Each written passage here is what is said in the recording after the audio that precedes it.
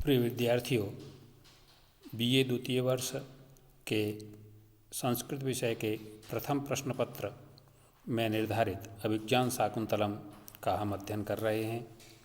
द्वितीय अंक का पाठ चल रहा है। अब तक हम पढ़ चुके हैं कि राजा दुष्यंत महर्षि कण्व के आश्रम में जाता है, वहाँ शकुंतला को देखता है और उसके प्रति आकर्षित हो जाता है।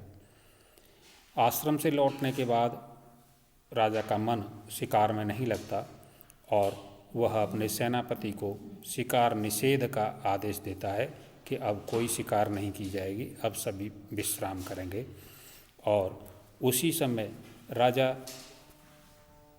कुछ शकुंतला के सौंदर्य की कल्पना करता है, कभी शकुंतला के हाव भावों की कल्पना करता है, उसके समस्त क्रियाकलापों में अपने प्रति अनुराग का अन्वेषण करता है। तभी अपने मित्र विदूषक के साथ बैठकर वो कह रहा है कि भाई अब कोई ऐसा उपाय सोचो जिससे दोबारा आश्रम जाने का अवसर मिले, क्योंकि आश्रम के कुछ लोग मुझे पहचान गए हैं।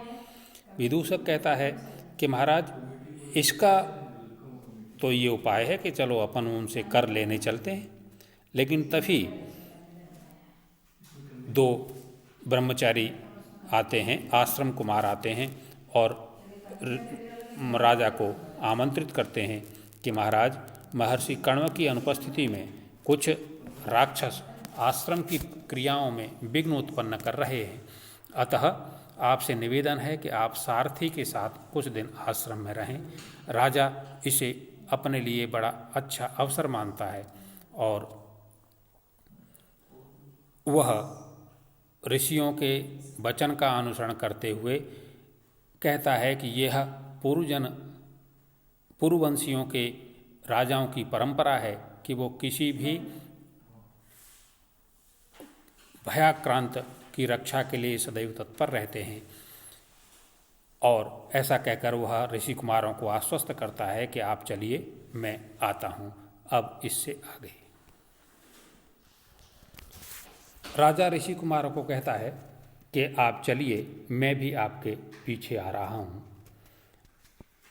फिर राजा विदूषक से पूछता है कि मांडव्य, क्या तुम्हें भी शकुंतला के दर्शन का कुतूहल है? विदूषक कहता है पहले तो था, लेकिन जब से राक्षस का वृत्तांत सुना है तब से बिल्कुल नहीं रहा। राजा कहता है अरे चिंता मत करो, तुम मेरे साथ रहोगे। फिर विदूषक कह रहा है अच्छा ऐसी बात है, फिर तो मैं राक्षसों से रक्षित हूँ।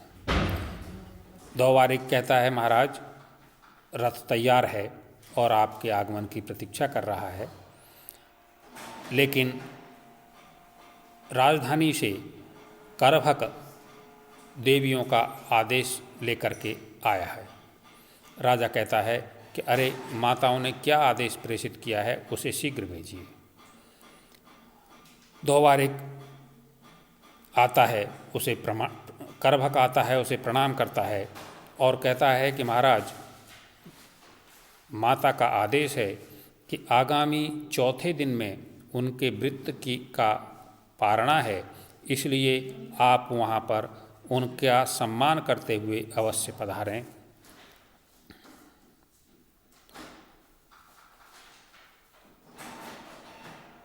अब राजा कहता है अरे ये तो बड़ी समस्या हो गई, इधर तो तपस्वियों का कार्य है और इधर गुरुजन की आज्ञा है।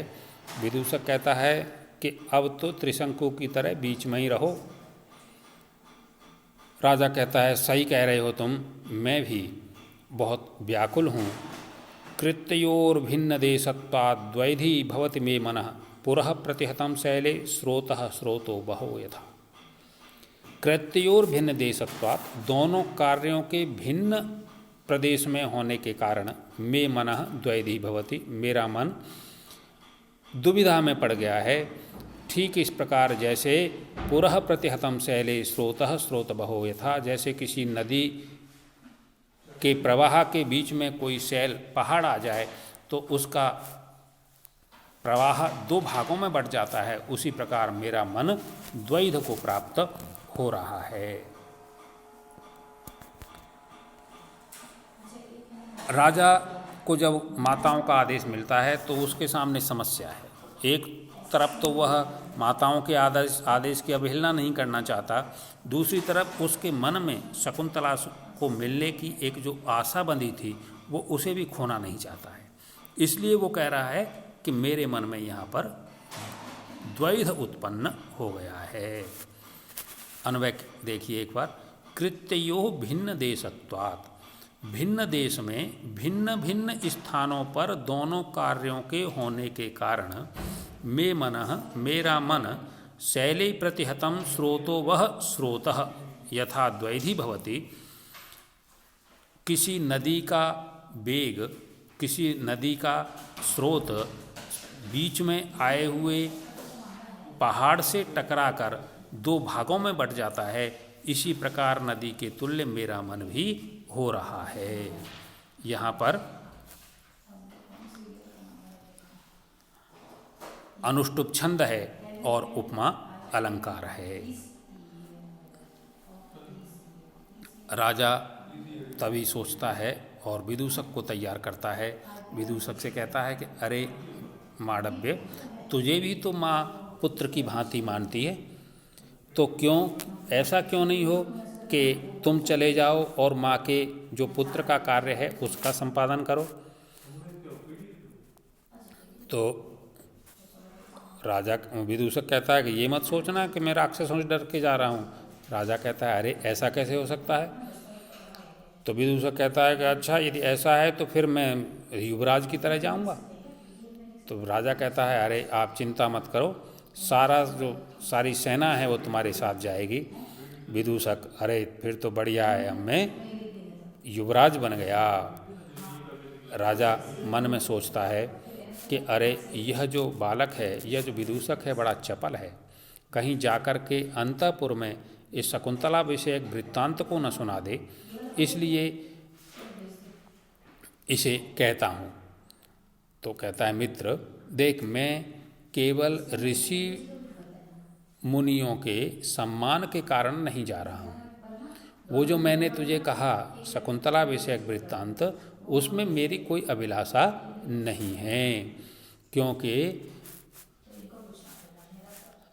क्व वयम क्व परोक्षमन्मथो मृगसावहि समेधितो जनः परिहास विजल्पितं सखे परमार्थेन न गृह्यतां वचः। मित्र, क्व वयम, कहाँ हम लोग राजमहलों में रहने वाले, क्व मृग सावई समेधितः, और कहाँ वह मृग शावकों के साथ बड़ी होने वाली परोक्ष मनमथ हो और मनमथ काम भाव से जो सर्वथा अपरिचित है, ऐसी वह आश्रम कन्या परिहास विजल्पितम सखे। मित्र, वो जो मैंने सब कहा था वो परिहास जल्पितम, वो तो एकमात्र मजाक में कही हुई बातें हैं। परमार्थेन न गृह्यताम वचः, उन बातों को तुम परमार्थ से यथार्थ रूप में ग्रहण मत करना।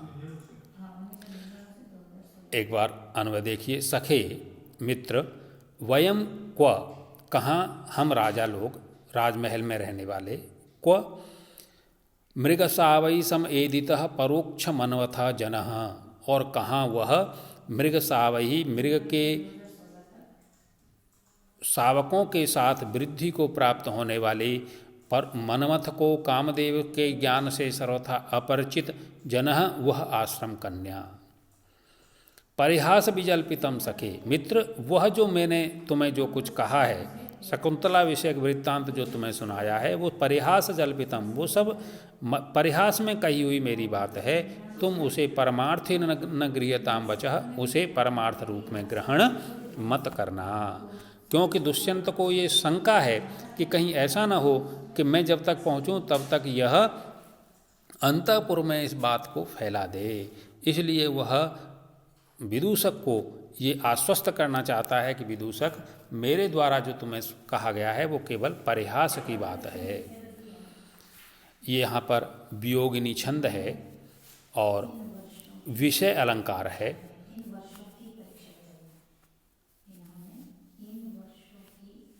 इस रूप में ये हमारा विदूषक कहता अच्छा ऐसा है तो मैं ऐसा ही कहूँगा। इसके साथ ही अपना ये द्वितीय अंक प्रारंभ होता है। द्वितीय अंक समाप्त होता है। कल तृतीय अंक प्रारंभ करेंगे।